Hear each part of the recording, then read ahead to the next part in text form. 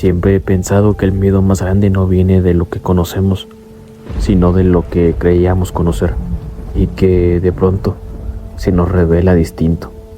Eso lo aprendí una noche de Día de Muertos, hace ya más de 10 años, cuando vivía en una colonia a las afueras de la Ciudad de México, rumbo a la carretera vieja de Cuernavaca. Era un lugar tranquilo, o al menos eso parecía.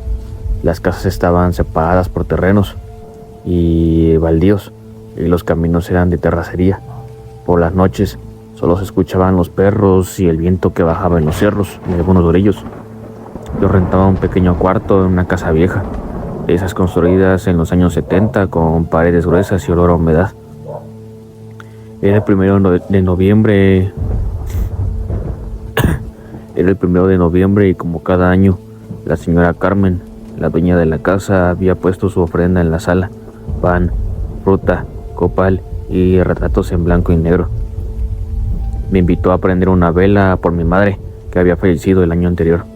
Recuerdo que le agradecí y lo hice con respeto, aunque dentro de mí había algo que me incomodaba. Esas fotos, las velas, consumiéndose despacio, los retratos que parecían seguirte con la mirada. Esa noche me acosté temprano.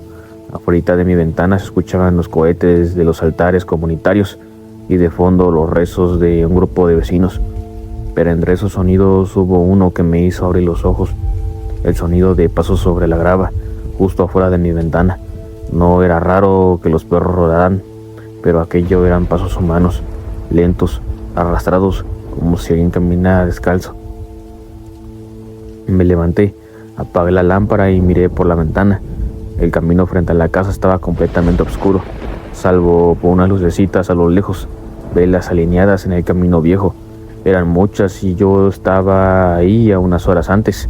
Salí con una linterna, curioso y con un poco de miedo.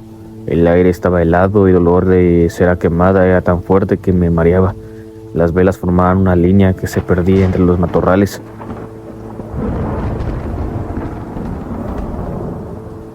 Como si marcaran un sendero.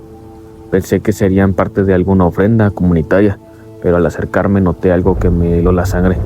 Junto a cada vela había un pedazo de papel doblado con un nombre escrito. Reconocí algunos nombres. Eran vecinos: Carmen, Doña Teresa, Marcos. Y al final de la hilera el último papel tenía mi nombre. No sé cuánto tiempo me quedé mirando eso. El viento soplaba fuerte y las velas no se apagaban. Corrí de regreso a la casa y entré sentí un olor distinto, más fuerte, más denso. El altar de la sala tenía ahora una vela más encendida, y al lado de la foto de la madre de la señora Carmen había otra fotografía. Curiosamente era la mía. No supe qué decir, la verdad. Me quedé callado. La señora Carmen estaba sentada en una silla, mirando el altar, rezando en voz baja. Le pregunté qué hacía mi foto ahí. Ella volteó despacio y me dijo sin parpadear: "No te preocupes, hijo. Nadie se va de esta casa sin su luz". Esa frase me quedó grabada. Intenté reírme o hacer otra acción, pero la voz no me salió. Esa noche no dormí. Me quedé encerrado en mi cuarto hasta que amaneció. Al día siguiente empacaba mis cosas cuando toqué la puerta de la sala. No hubo respuesta. Entré y vi el altar apagado, las flores secas y la silla vacía. La señora Carmen ya no estaba. Los vecinos me dijeron que nadie vivía ahí desde entonces, hacía meses, que la señora había fallecido en septiembre, justo antes del Día de Muertos. Nunca volví a ese lugar, pero cada año cuando llega noviembre salgo a darle flores a mi madre. Siempre me pasa lo mismo. A mitad del camino me llega un olor más fuerte a copal y a cera, y en la oscuridad muy cerca del panteón alcanzo a ver una línea de velas encendidas que aparecen esperarme. Nunca me atrevo a seguirlas. Solo bajo la mirada y sigo el camino, porque entendí que hay luces que no guían, sino que llaman.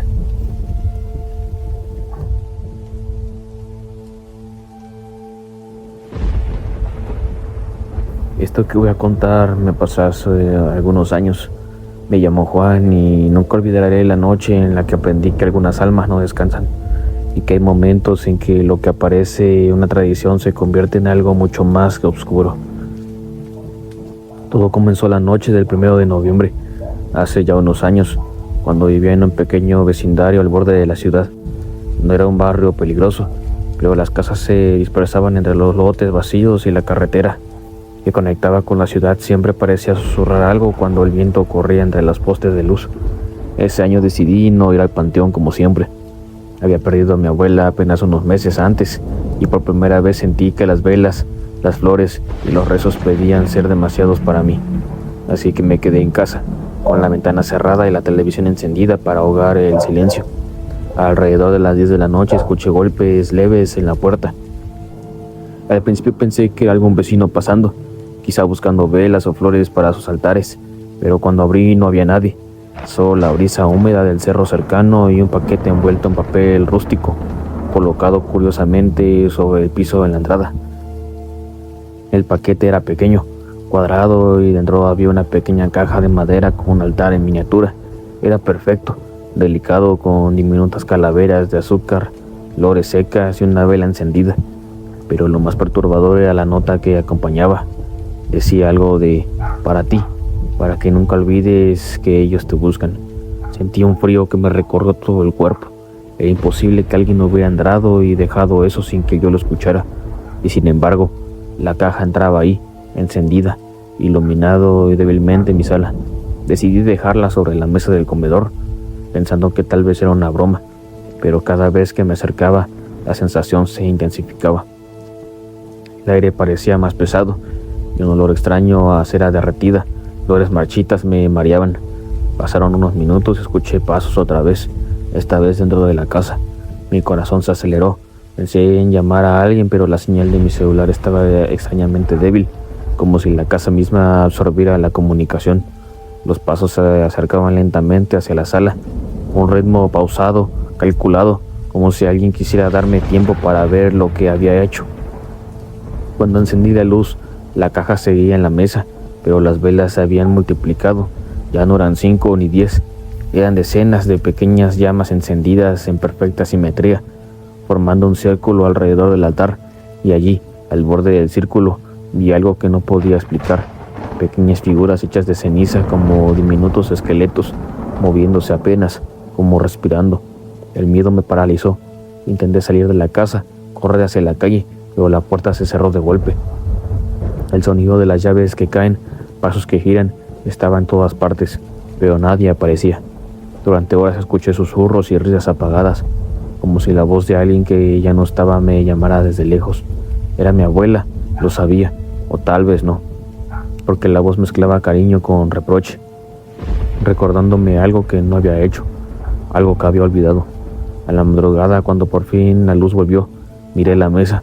La caja estaba vacía, solo quedaba una vela encendida y un pequeño papel que decía: nos vemos cuando los altares se enciendan otra vez.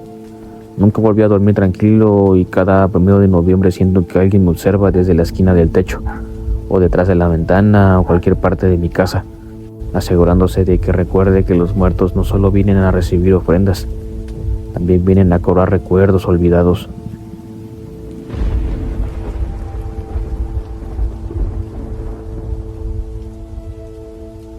Nunca imaginé que una tradición tan bonita pudiera volverse aterradora. Todo comenzó el 2 de noviembre, cuando decidí visitar la casa de mis abuelos, en un pequeño pueblo a las afueras de la Ciudad de México. Era un lugar apartado con callejones estrechos, faroles de luz amarilla parpadeando y casas construidas hace décadas. Cada noche, mi familia preparaba la ofrenda más grande que puedas imaginar: flores, frutas, pan, velas, fotografías y recuerdos de todos los que habían partido. Ese año, sin embargo, algo estaba muy diferente. Llegué temprano y el aroma a copal era intenso, más fuerte de lo normal. Mi abuela, encargada de los altares, estaba sola en la sala, colocada velas diminutas en línea recta, cada una sobre un papel con un nombre escrito cuidadosamente. Me dijo que la tradición de ese año era muy especial. Debíamos encender las velas justo cuando el reloj marcaba las 12, porque los difuntos vendrían a recibirnos. Pero había algo que nadie debía tocar. Nunca abras el altar principal hasta que regresen, me advirtió con voz baja. Solo enciende las velas y espera. Obedecí, aunque una parte de mí estaba inquieta. A medida que la noche avanzaba, los sonidos del pueblo se desviaban. Los perros callaban, el viento parecía traer susurros y hasta el río cercano parecía detenerse. Cuando el reloj marcó la medianoche, una sensación muy extraña de escalofrío recorrió mi espalda. Las velas comenzaron a parpadear sin que nadie las tocara, y entonces lo vi. Las llamas se alinearon, formando un camino desde la sala hasta el puente principal. Al final del camino, pequeñas sombras empezaban a formarse, como figuras humanas que avanzaban lentamente hacia nosotros. Mi corazón se aceleró. Quise gritar, pero no salió el sonido. El aire olía intensamente a pan quemado y a flores marchitas. Era un aroma dulce y podrido a la vez. «No», susurré. «Esto no es posible». Mi abuela me tomó del brazo y su mano estaba fría como el hielo. «Ellos vienen por los que olvidamos», dijo. Y fue entonces cuando escuché las voces, murmullos suaves mezclados con risas apagadas que repetían mi nombre. El altar principal que mi abuela me había prohibido tocar comenzó a abrirse solo. Dentro había fotografías antiguas de familiares, vecinos y personas del pueblo que habían muerto años atrás. Y al final, una fotografía de mí, tomada esa misma tarde, pero con una expresión de terror que yo mismo ni reconocía. Las sombras avanzaban y yo retrocedía, tropezando entre las flores y los altares secundarios. Sentí dedos fríos rozando mi cuello y mis hombros. No podía moverme. Mi abuela solo murmuraba oraciones sin mirar siquiera, como si supiera que mi destino estaba sellado. Entonces una figura apareció frente a mí, alta, cubierta por un manto negro y un rostro apenas visible, iluminado por la luz de las velas. Su boca no se movía, pero sus ojos me atravesaban. Eran vacíos y acusadores. De pronto todas las velas del altar se apagaron a la vez, y en la oscuridad absoluta escuché un susurro: «Ven con nosotros». Salí corriendo a la puerta, tropecé y caí. Al mirar atrás, las sombras se multiplicaron y se acercaban lentamente, guiadas por el eco de los nombres escritos en los papeles de las velas. Cuando logré salir del patio, la luna iluminó algo que me congeló la sangre. Todas las figuras del pueblo que habían fallecido aparecían, de pie, como si me esperaran. Rodeado de la casa, y en medias de ellas mi fotografía estaba sostenida por la figura de manto negro. Una sensación inevitable me atravesó. Ellos no venían a recibir ofrendas, venían a recordarme que yo también pertenezco a la ofrenda. Corrí hasta perderme en los callejones del pueblo. Nunca volví a mi casa, pero cada 1 y 2 de noviembre, cuando cierro los ojos, siento la brisa que trae el aroma a copal y pan de muerto, y escucho murmullos que llaman mi nombre, recordándome que algunas tradiciones no solo celebran a los muertos, sino que pueden reclamar a los vivos.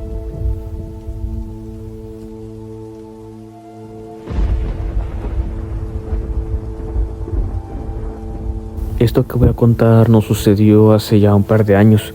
Todo empezó días antes del 2 de noviembre, cuando mis amigos y yo decidimos pasar la noche en la vieja casa de mi tío.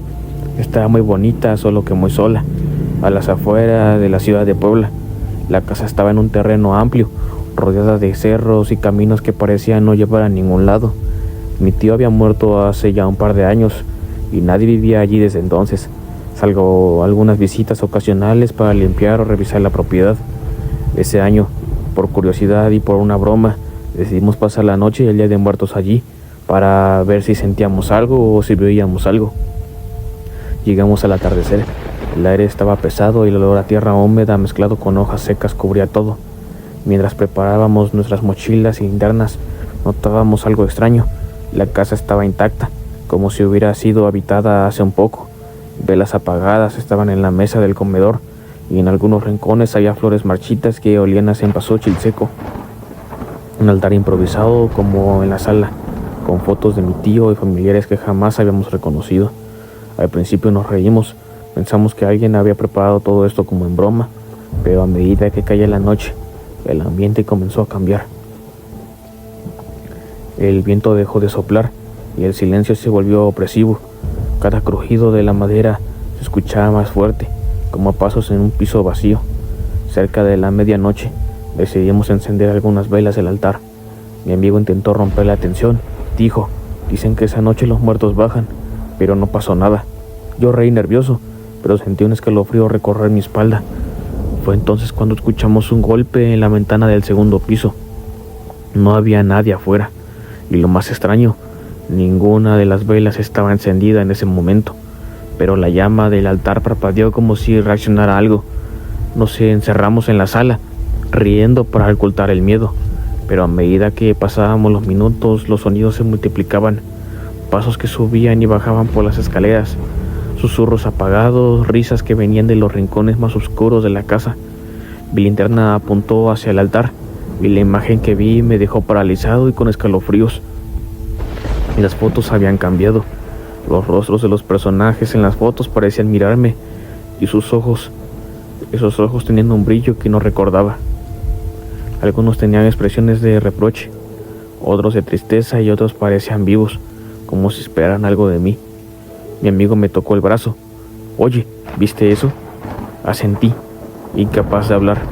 El silencio volvió por unos segundos hasta que escuchamos un grito apagado desde el pasillo. No era humano ni animal, era un grito que parecía venir de la nada, pero se acercaba a nosotros paso a paso. Decidimos salir a correr hacia el auto, pero la puerta principal no se movía. Todas las cerraduras estaban atrapadas, como si la casa misma nos impidiera salir.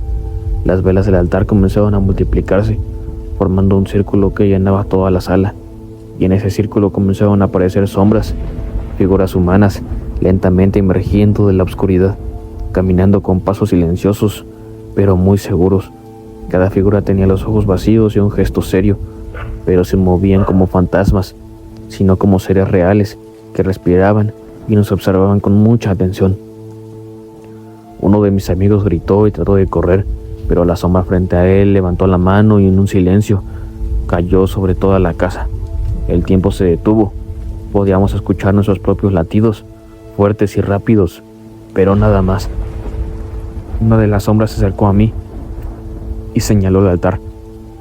Instintivamente entendí, no debíamos mirar demasiado, ni tocar nada, y mientras la figura se desvanecía lentamente, escuché una voz clara que parecía salir de todos a la vez. Nunca debieron salir. Las figuras se dispersaron por toda la casa, y cada rincón parecía llenarse de ojos invisibles que nos seguían. Intentamos escondernos en el cuarto, pero incluso ahí podíamos oír pasos, risas, murmullos que parecían formar palabras que no entendíamos del todo. Cuando finalmente llegó el amanecer, la luz entró por la ventana y todo volvió a la calma. Las velas estaban consumidas, pero las fotos, todas mostraban un cambio. Los rostros de los muertos ahora tenían expresiones de satisfacción, como si hubieran cumplido su propósito. Las sombras desaparecieron, pero la sensación de ser observados persistió. Nunca volvimos a salir de noche en ese pueblo, y desde ese día, cada 1 y 2 de noviembre, evito salir después de la medianoche, porque aprendí que esa noche los muertos bajan y no quieren compañía. Quien sale nunca está realmente solo.